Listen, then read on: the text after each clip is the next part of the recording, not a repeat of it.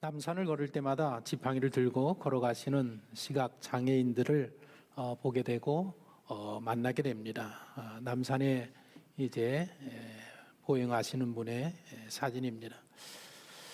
저분들을 뵐 때마다 얼마나 답답하고 불편하실까 하는 생각을 늘 하게 됩니다. 오늘 본문은 한 맹인, 시각 장애인에 대한 이야기입니다. 이 이야기를 통해서 내가 할 수 있는 것이 아무것도 없을 때에, 그런 상황에 놓일 때 나는 어떻게 해야 하는가에 대한 문제를 한번 같이 생각해 보고자 합니다. 그래서 오늘 설교 제목을 아무것도 할 수 없을 때라고 정해 보았습니다. 복음서를 설교할 때마다 늘 제가 배경 스토리를 먼저 설명합니다. 왜냐하면 배경 스토리를 알아야 본문에 대한 이해가 쉽고 또 성경 본문에서 말하고자 하는 그 내용이 무엇인지를 제대로 파악할 수 있기 때문에 늘 배경 스토리를 이야기합니다. 오늘 본문의 사건은 예수님의 공생의 3년 6개월 중에서 마지막 시기에 있었던 일입니다. 예수님의 그 마지막 시기의 일정을 살펴보면 대충 이렇습니다. 예수님의 집은 저기 갈릴리 가버나움에 있는데, 가버나움 집을 떠나서 초막절을 지키러 예수님께서 예루살렘에 오십니다.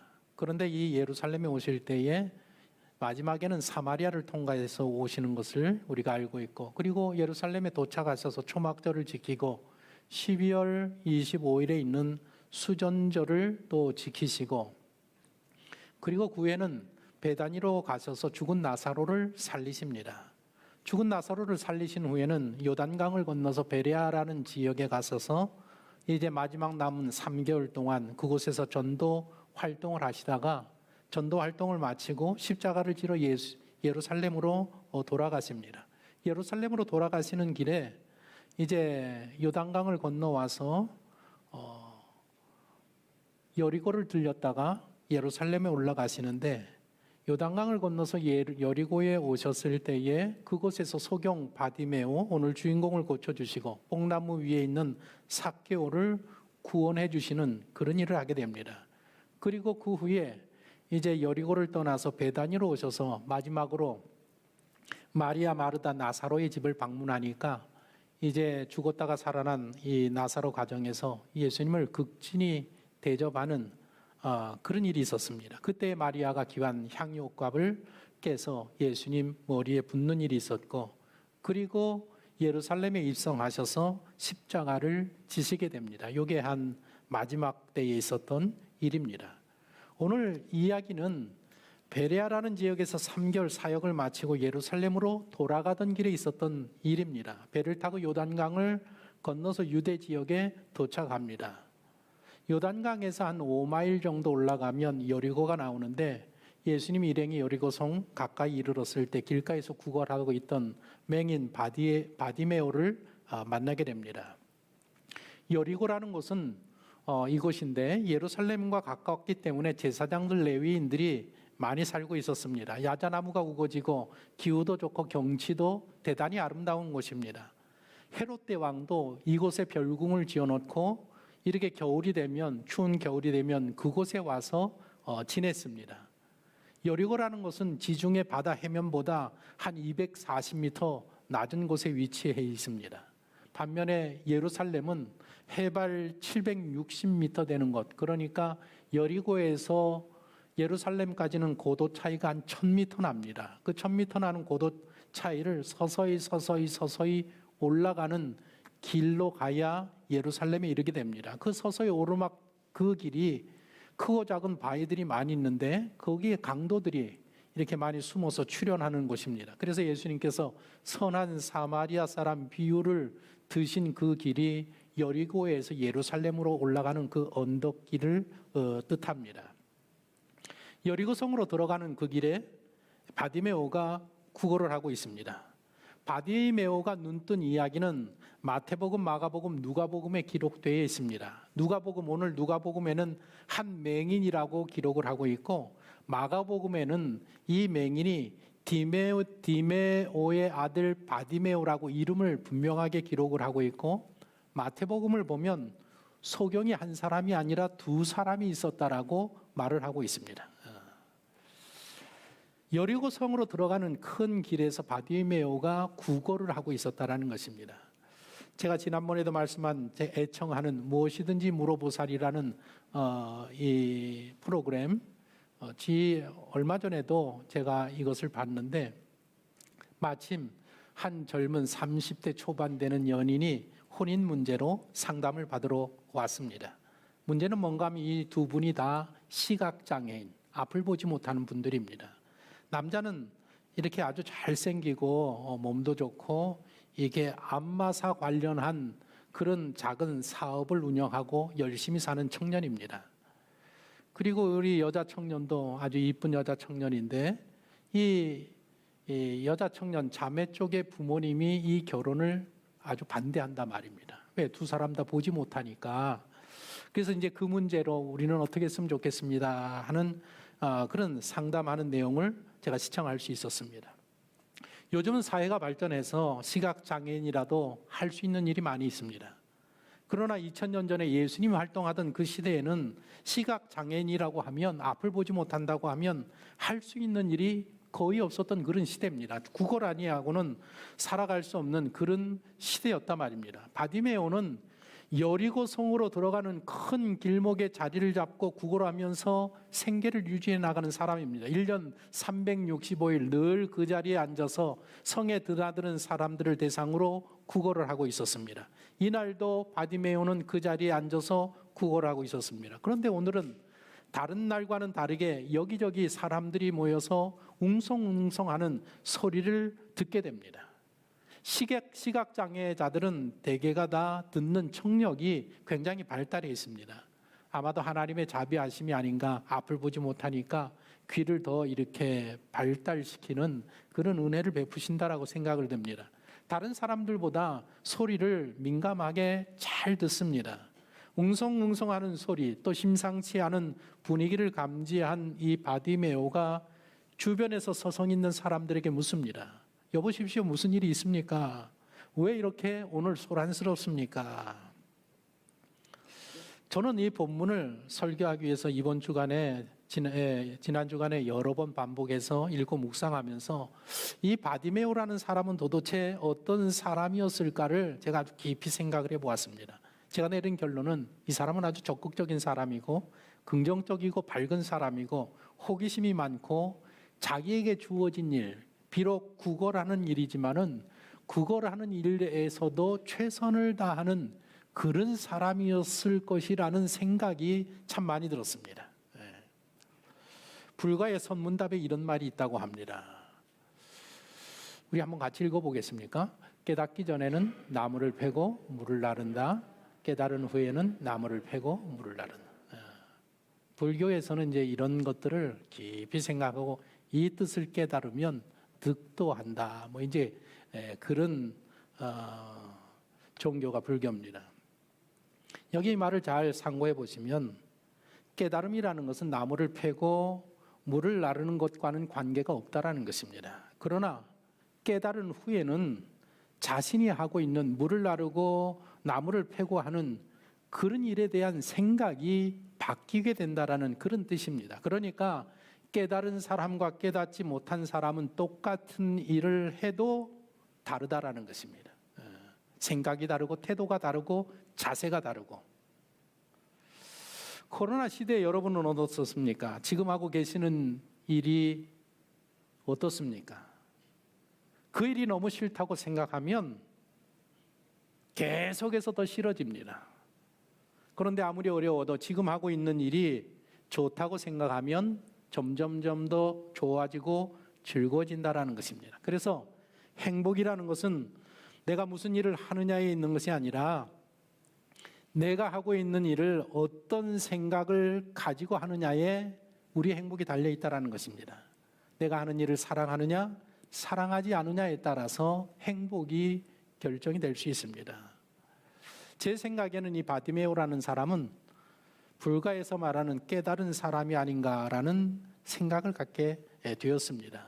바디메오가 사람들에게 묻습니다. 무슨 일이 있습니까? 사람들이 대답하지 않습니까? 지금 나사렛 예수가 여기를 지나가고 계십니다. 그 말을 듣는 순간에 바디메오가 큰 소리로 외치기를 시작합니다. 다윗의 자손이여 나를 불쌍히 여겨 주소서라고 큰 소리로 외치기 시작합니다. 이 큰 소리로 외치는 바디메오의 태도를 보십시오. 인생은 내가 하는 선택에 달려 있습니다. 그 이상도 그 이하도 아닙니다. 지금 예수님께서 지나가고 계신다라는 말을 들은 상황에서 바디메오는 그가 선택할 수 있는 두 가지 상황이 있습니다. 묵묵히 입을 다물고 가만히 있든지, 아니면 크게 입을 열고 나 좀 도와달라고 외치든지, 둘 중에 하나를 선택할 수 있단 말입니다. 바디메오는 도와달라고 외쳐대고 있습니다. 이 대목에서 중요한 부분은 바디메오가 예수님을 다윗의 자손이라고 부르고 있는 점입니다. 유대인들에게 있어서 다윗의 자손이라는 뜻은 왕이라는 뜻이고 메시아라는 뜻이고, 그 뜻은 능력이 충만하신 분이라는 뜻이고 능치 못할 일이 없으신 분이라는 그런 뜻이고, 바디메오가 예수님을 향하여서 다윗의 자손이라고 외치는 이 말 속에는 바디메오의 믿음이, 신앙 고백이 들어있는 그런 단어입니다. 앞을 보지 못하는 바디메오가 예수님에 대해서 알고 있다는 것입니다. 그것도 다윗의 자손, 메시아임을, 능치 못하실 일이 없는 그런 분으로 알고 있다는 것입니다. 어떻게 그게 가능합니까? 바디메오는 1년 365일 늘 여리고성 길가에서 구걸하는 사람입니다. 아마도 그 여리고성 큰 길가에 성문에 앉아 있었기 때문에 드나드는 많은 사람들의 소리를 들었을 것입니다. 특히 이곳은 제사장들과 레위인들이 많은 사는 곳입니다. 저들이 오고 가면서 늘 예수님에 대해서 주고받는 이야기를 앉아서 들었을 것이고, 전국에서 돌아다니면서 이 여리고에 와서 물건을 팔려고 드나드는 상인들이 하는 이야기들을 그 자리에서 매일 들었을 것입니다. 아마 그들은 다니면서 그들이 보고 들은 것들, 예수님께서 병자를 고치시고 또 소경도 고쳐주셨다라는 그런 이야기를 들었던 것 같습니다. 성경에서 믿음은 들음에서 난다고 하지 않았습니까? 오고 가는 사람들이 예수님에 대해 하는 말을 들으면서 시간이 지나면서 바디메오 마음 심령 가운데 믿음이 생겼다라는 것입니다. 믿음은 들음에서 난다고 했습니다. 그러면서 그의 마음 가운데 나도 언제 한번 예수님을 만날 수만 있다고 하면, 그분을 한번 뵐 수만 있다고 하면, 그런 간절한 바람과 소망을 가지게 되었다는 것입니다. 여러분들, 이때가 예수님의 공생의 3년 6개월 중에 마지막 때라고 하겠습니다. 이때 지금 예수님께서 여리고를 지나서 예루살렘으로 올라가시면 십자가를 지십니다. 십자가를 지시기 전 불과 10일 정도, 15일 정도 남아있는 그런 때였었습니다. 이때까지만 해도 12 제자들이나 예수님을 따르는 많은 사람들이 예수님이 누구신지를 정확하게 알지 못하는 그런 때였었습니다. 여리고로 이렇게 돌아오실 때에, 베레아에서 끝나서 여리고, 요단강을 건너서 여리고로 들어오실 때에 야고보와 요한의 어머니가 예수님에게 조용히 찾아가서 청탁을 하고 있었습니다. 예수님, 하나님의 나라가 이제 세워지면 내 두 아들을 높은 자리에 써주십시오라고 청탁했던 기간이 바로 이 기간입니다. 그리고 그 사실을 알게 된 다른 제자들이 분노하면서, 야, 누가 도대체 예수님의 최측근 오른쪽 왼쪽에 앉을 수 있는지 그 자격이 누구에게 있는지 그것을 놓고 서로 다투고 있었던 그런 때였었다라는 것입니다. 그런 때에 앞을 보지 못하는 소경 바디메오가 예수님이 누구신지를 지금 알고 있다는 것입니다. 얼마나 대단한 일입니까? 보는 사람, 앞을 보는 사람은 예수님에 대해서 보지 못하고 있는데, 앞을 보지 못하는 이 소경 바디메오는 예수님이 누구신지를 정확하게 보고 있다는 것입니다. 하나님께서 선지자 이사야를 부르실 때 이런 말씀을 하셨습니다. 여호와께서 이르시되 가서 이 백성에게 이르기를 너희가 듣기는 들어도 깨닫지 못할 것이요 보기는 보아도 알지 못하리라 하여. 너희가 예수님이 와도 보기는 보아도 보지 못하고 듣기는 들어도 듣지 못하고 깨닫지 못하게 될 것이다 라고 예언했는데, 지금 이 예수님이 십자가를 지시기 불과 15일 전까지만 해도 사람들이 예수님을 보아도 예수님이 누구신지 알지 못했고 알아보지 못했고, 예수님이 아무리 말씀하고 가르쳐도 예수님의 가르침을 듣지 못하고 깨닫지 못하고 있다는 것입니다. 최근에 우리나라의 해민 스님 일로 떠들썩합니다. 해민 스님은 하버드하고 프린스턴 세계 최고의 대학을 나와서 미국에서 교수를 하다가 스님이 되신 분입니다. 그리고 300만 부, 책을 한 번 쓰면 300만 부 팔리는 베스트셀러 저자이기도 합니다. 이 해민 스님이 우리나라에 나타났을 때에 사람들은 이 스님이 중답지 않다, 스님답지 않다라고 해서 너무 좋아했습니다. 그런데 그렇게 좋아했던 이 스님이 최근에 남산에 좋은 집을 가지고 있다. 뉴욕에, 그 비싼 뉴욕에 좋은 아파트를 가지고 있다. 스님이 그렇게 큰 좋은 집들을 소유하고 있다는 것이 논란이 되어서 사람들의 지탄을 받고 있습니다. 문제가 커지니까 해민 스님이 이렇게 이야기했습니다. 제 삶을 크게 반성하고 중다운 삶을 살도록 노력하겠습니다 라고 언론에다가 이야기를 했습니다. 해민 스님이 등장했을 때에 이 스님을 유력 인사로 만든 사람들이 누군가 하면 현재 그 스님을 지탄하는 그 사람들입니다. 그리고 지금 이 언론들이 그렇게 하고 있습니다.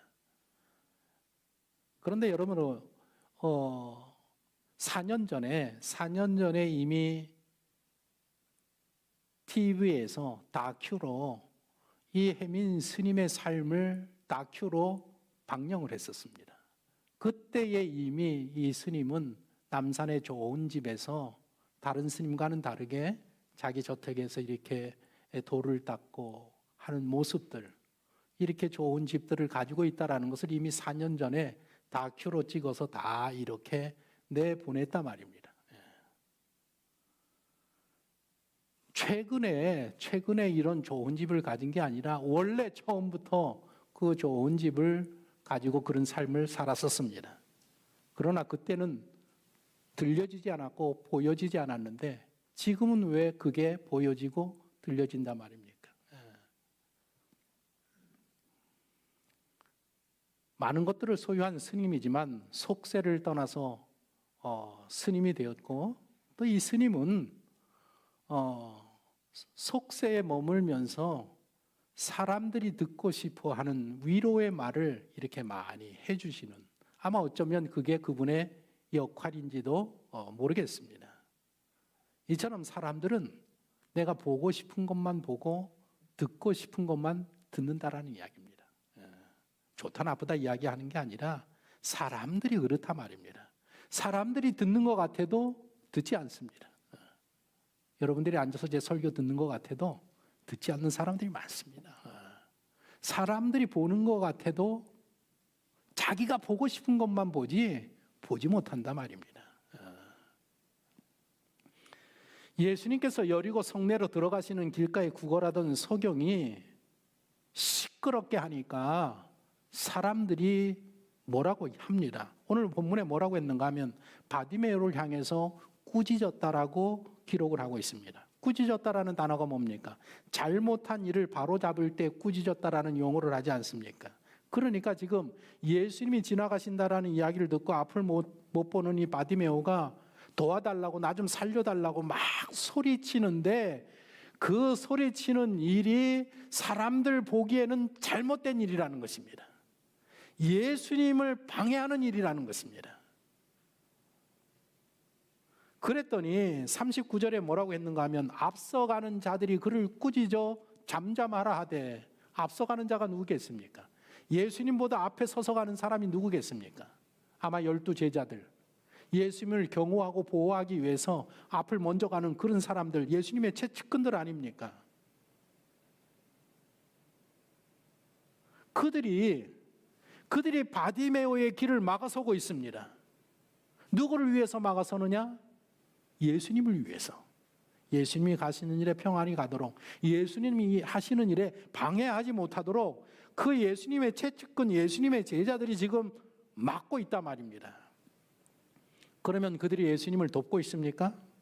아닙니다. 왜냐하면 어찌 보면 오히려 예수님의 사역을 회방하고 방해하는 역할을 하고 있습니다. 예수님은 잃어버린 한 영혼을 찾기 위해서 이 땅에 오셨다라고 늘 말씀하시고 가르치셨습니다. 초막절에 예루살렘에 오셔서 성전에 들어갔을 때에 나는 잃어버린 영혼을 찾기 위하여 오셨다라고 성전에서 많은 사람들에게 가르치고, 3개월 전에 베레아에서 사역할 때 잃어버린 양에 대한 비유를 하면서 나는 잃어버린 한 영혼을 찾기 위해서 왔다라고 제자들에게 가르쳤는데, 제자들은 들어도 듣지 못하고 깨닫지 못하고 예수님을 보아도 보지 못하고 있었다라는 것입니다. 바디메오의 부르짖음을 예수님께서 들으시고 걸으시는 걸음을 멈춥니다. 그리고 앞서가던 자들에게 저를 데려오라 말씀하십니다. 앞서가던 자들이 바디메오에게 다가가서 예수님께서 너를 부르신다 그랬더니, 마가복음의 기록을 보면, 여기 지금 이건 누가복음인데 마가복음을 보면 이렇게 기록되어 있습니다. 바디메오가 겉옷을 내버리고 뛰어 일어나 달려갔다라고 기록을 하고 있습니다. 지체하지 아니하고, 예수님이 너를 부르신다 하니까 지체하지 아니하고 입었던 겉옷을 다 벗어 던져버리고 뛰어 일어났다라고 기록을 하고 있습니다. 예수님께서 묻습니다. 무엇을 원하느냐? 내가 어떻게 해주기를 원하느냐? 지체하지 않고 바디메오가 대답하기를, 주여 보기를 원합니다. 따라합시다. 주여 보기를 원합니다. 성경을 그냥 읽으면 깨달아지는 게 하나도 없는데, 성경을 읽으면서 여러분들이 계속 물어보십시오. 성경 읽독할 때 그냥 읽지 말고 계속 물어보면서 읽어보십시오. 주여 보기를 원합니다. 그냥 우리가 생각하면, 아니 앞을 보지 못하는 사람이 당연히 보기를 원하는 거 요구하는 게 너무 당연한 것이 아니냐라는 생각을 하지 않습니까? 여러분, 그렇지 않습니다. 사람들은요, 익숙해지면 불편함을 모르는 것입니다. 우리가 몽골 선교 갔다 오지 않았습니까? 몽골 선교 가니까 가장 불편한 게 뭔가 하면 물이 없어서. 설거지하는 거, 씻는 거, 이 물이 없으니까 이게 보통 불편한 게 아닙니다. 근데 몽골 사람들은 물이 없어서 불편한 줄 아십니까? 전혀 불편함을 느끼지 못합니다. 요만한 물 하나 가지고 이렇게 많은 설거지를 다 합니다. 막 우리가 물 틀어놓고 설거지하는 거 보고 그 사람들은 막 기절하려고 합니다. 이게 사람들이 익숙해지면 불편함이라는 것을 모르게 된단 말입니다.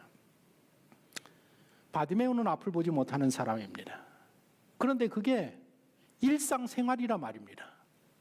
우리는 보기 때문에 보지 못하는 사람이 얼마나 불편할까라는 생각을 하지만, 앞을 보지 못하고 지팡이에 의존해서 1년, 2년, 10년, 20년, 30년 산다고 하면 불편할 것 같습니까? 제 생각에는 불편을 별로 못 느낄 거라고 생각이 듭니다. 지금 여기 1년 365일, 10년, 20년, 30년 그 자리에 앉아서 구걸하던 바디메오에게 예수님께서 내가 너에게 무엇하여 주기를 원하느냐라고 물었을 때에 앞을 보는 것이 불편하지 않다라고 느꼈으면, 바디메오는 좀 많은 물질을 저에게 주십시오. 좋은 집을 주십시오. 아니면 좋은 자동차를 주십시오. 그렇게 요구할 수도 있었을 것이라는 것입니다. 그러나 바디메오는 지체하지 아니하고 무엇을 요구했는가 하면 보기를 원합니다. 그러니까 바디메오는 늘 보기를 원하는 간절한 마음이 그 10년 가운데, 마음 가운데, 중심 가운데 있었던 사람이라는 것이, 이게 중요합니다. 여러분은 원하는 게 뭡니까? 여러분들은 원하시는 게 뭡니까? 오늘 예수님께서 이 자리에 오셔서 바디메오에게 나타났듯이 여러분들에게 나타나셔서 내가 너에게 무엇 해주기를 원하느냐라고 물으면 여러분들은 뭐라고 대답하겠습니까? 당장 대답할 게 있습니까? 아마 좀 생각하셔야 될 겁니다. 뭘 원해야 되는지 적어도 5분, 10분 갈지 모르겠습니다. 그러나 바디메오는 지체하지 아니하고 보기를 원합니다. 라고 이야기했다라는 것입니다.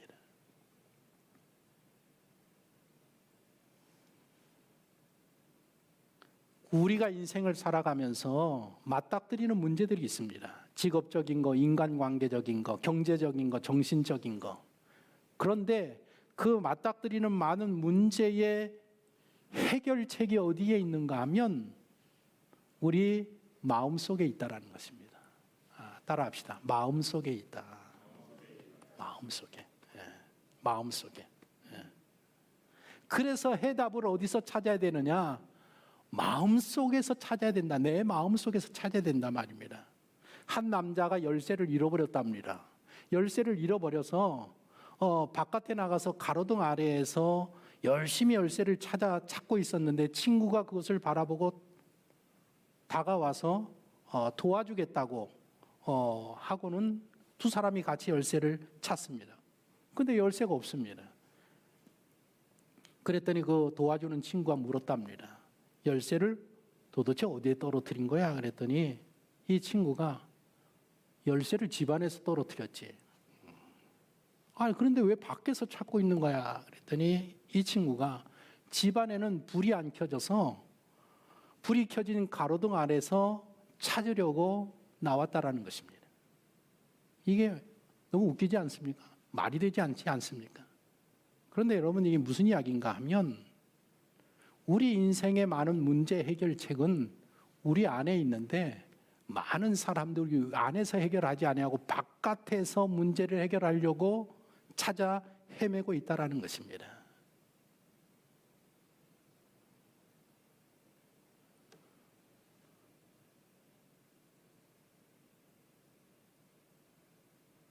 보기를 원합니다 라는 이 말을 들은 예수님께서 42절에 뭐라고 이야기합니까? 보라, 내 믿음이 너를 구원하였느니라.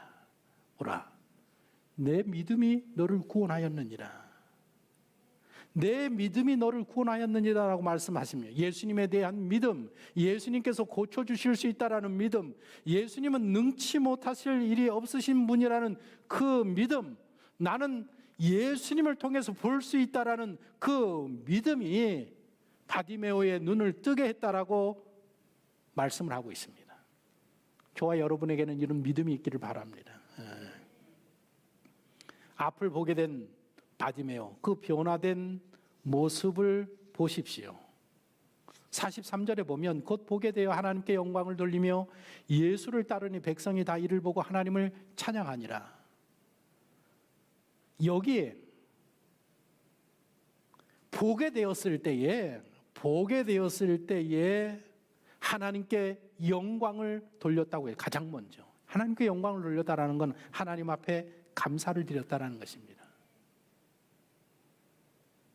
여러분들의 삶을 돌아보십시오. 언젠가 하나님 앞에 간절한 소원이 있어서 그토록 기도를 해서 응답을 받았습니다. 응답을 받고 났을 때 여러분들 하나님 앞에 감사하셨습니까? 많은 사람들이 감사를 잃어버리고 삽니다. 내 기도에 응답만 해주시면 내가 정말 하나님이 원하시는 거 다 해드릴 것 같다라는 마음을 갖고 그렇게 기도하지만 정작 하나님 앞에 은혜를 받고 난 후에는 그 은혜를 다 잃어버리는 사람, 그것이 보통 사람들의 모습입니다. 여기 이게 그냥 말씀인 것 같지만 바디메오는 하나님 앞에 영광을 돌렸다라는 것은 그 전심으로 하나님 앞에 감사를 했다라는 것이고, 그리고 예수님을 따라 나서기 시작했습니다. 자리를 깔고 앉아서 구걸하던 사람이 이제 일어나서 걸으면서 예수님을 따라 나섰다라는 것입니다. 제자로서, 전도자로서, 간증하는 자로서의 인생으로 변화되었다라는 것이에요. 인생이 완전히 변화되었어요. 그 변화된 인생을 보면서 지켜보던 사람들이 바디메오에게 박수를 보내고 그리고 하나님 앞에 영광과 찬양을 돌렸다라고 이 스토리가 마무리되고 있습니다. 오늘 이 바디메오 이야기가 우리에게 주는 몇 가지 교훈이 있는데, 첫 번째로는 우리가 아무것도 할 수 없는 상황에 놓일 때에 우리는 어떻게 해야 하는가? 아무것도 할 수 없는 그런 상황에 놓일 때 우리는 어떻게 해야 하는가? 할 수 있는 일이 한 가지 있다라는 것입니다. 무슨 일인가? 부르짖는 일. 부르짖는 일. 기도하는 일. 기도하는 일. 수요일마다 요나서를 가지고 우리 부목사님들이 설교를 하고 계십니다. 금요일 날. 2주 전인가 우리 강 목사님이 요나서를 가지고 이제 요나가 물고기 뱃속에 들어온 본문을 가지고 설교를 하는데, 제 마음에 와닿은 부분이 뭔가 하면, 요나가 물고기 뱃속에 들어갔을 때 그 안에서 그가 할 수 있는 게 뭐가 있겠습니까? 아무것도 없었단 말입니다. 근데 그곳에서 뭘 했습니까? 기도를 했습니다. 기도를 했습니다. 그 말씀을 전하면서 하나님께서 우리를 아무것도 할 수 없는 상황으로 갖다 놓을 때는 하나님께서 무엇을 하라고 요구하시는 건가 하면 기도하라고 그곳에 갖다 놓으신다라는 것입니다. 코로나19 때문에 아무것도 할 수가 없습니다. 하나님이 뭐 하라고? 기도하라고. 아무것도 우리가 할 수 없는 이 상황에서 할 수 있는 유일한 한 가지가 뭔가 하면 누구든지 있는 그 자리에서 기도할 수 있다는 것입니다. 지금 당신이 아무것도 할 수 없는 환경에 놓여 있다고 하면 무엇을 해야 되느냐? 기도를 하셔야 합니다. 오늘 바디메오 본문에서 그것을 이야기하지 않습니까? 두 번째로는 우리의 영적인 분별력이 육신의 문제를 해결해 준다라는 것입니다. 어제 조영애 권사님 장례가 있어서 우리 교육자들만 가서 입관 예배를 드리고 왔습니다. 코로나니까요, 장례식장에 아무도 없습니다. 우리 권사님 두 분이 이제 내가 그 입관하러 내려갈 때 오셔가지고 문상하고 돌아가셨는데 장례식장에 아무도 없습니다.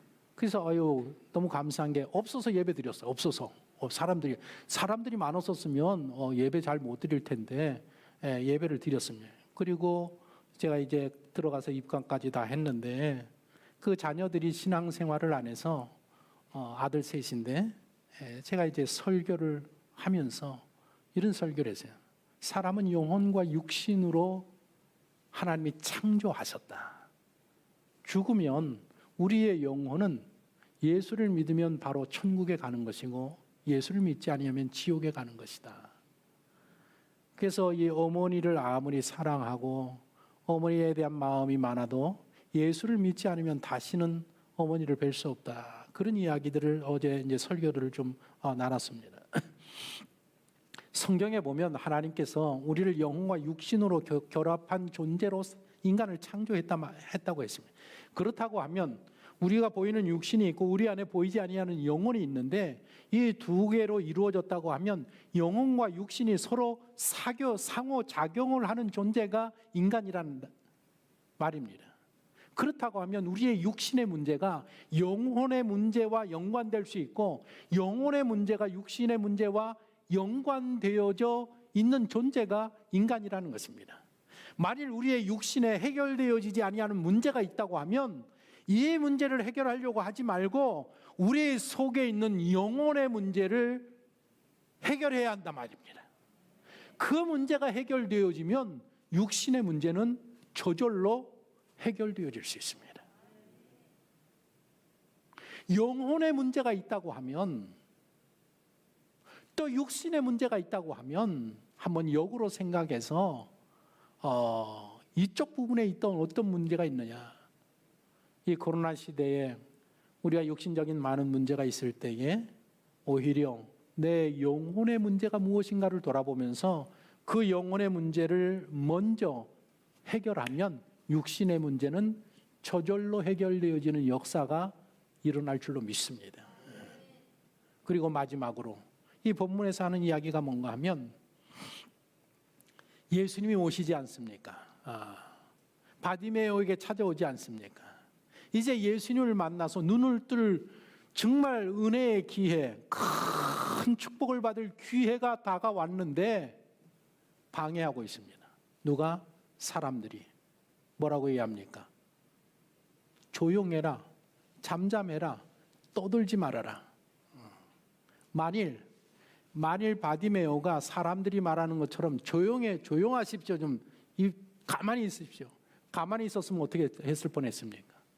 죽을 때까지 눈 뜨지 못했을 겁니다. 하나님이 우리에게 찾아오셔서, 주님이 우리에게 찾아오셔서 우리에게 은혜를 베푸시려고 찾아오시는 그 은혜의 기회가 있을 때에는 반드시 사단이 가로막고 서게 됩니다. 사람이 가로막든지 환경이 가로막든지 내 의지가 가로막든지 가로막고 방해하는 것들이 있다라는 것입니다. 그것을 뛰어넘지 못하면 하나님의 은혜를 누릴 수 없게 되는 것입니다. 이번 한 주간 생활하시면서 이 바디메오의 이야기를 여러분들이 곰곰이 한번 매일매일 되새겨 보십시오. 그리고 하나님께서 내게 하시는 말씀이 무엇인지, 정말 내가 이게 아무것도 할 수 없는 그런 상황인데 이런 상황에 하나님이 나에게 무엇을 말씀하시는지를 깊이 생각하고 묵상하면 하나님께서 우리에게 해답을 보여주실 것입니다. 기도하겠습니다.